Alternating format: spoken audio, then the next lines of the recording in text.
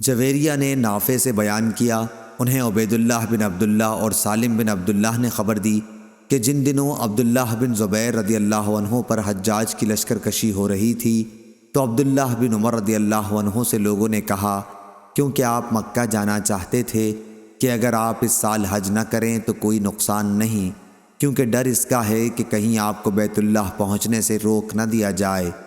آپ بولے کہ ہم رسول اللہ صلی اللہ علیہ وسلم کے ساتھ گئے تھے اور کفار قریش ہمارے بیت اللہ تک پہنچنے میں حائل ہو گئے تھے۔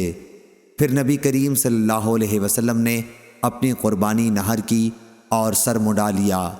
عبداللہ نے کہا کہ میں تمہیں گواہ بناتا ہوں کہ میں نے بھی انشاءاللہ عمرہ اپنے اوپر واجب قرار دے لیا ہے، میں ضرور جاؤں گا، اور اگر مجھے بیت اللہ تک پہنچنے کا راستہ مل گیا تو طواف کروں گا، لیکن اگر مجھے روک دیا گیا تو میں بھی وہی کام کروں گا جو نبی کریم صلی اللہ علیہ وسلم نے کیا تھا۔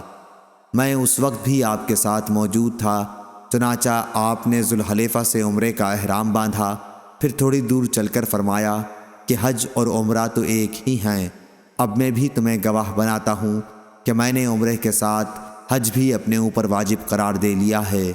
آپ نے حج اور عمرہ دونوں سے ایک ساتھ فارغ ہو کر ہی 10ویں ذی الحج کو احرام کھولا اور قربانی کی۔ آپ فرماتے تھے کہ جب تک حاجی مکہ پہنچ کر ایک طواف زیارت نہ کر لے پورا احرام نہ کھولنا چاہیے۔ صحیح بخاری حدیث نمبر 1807۔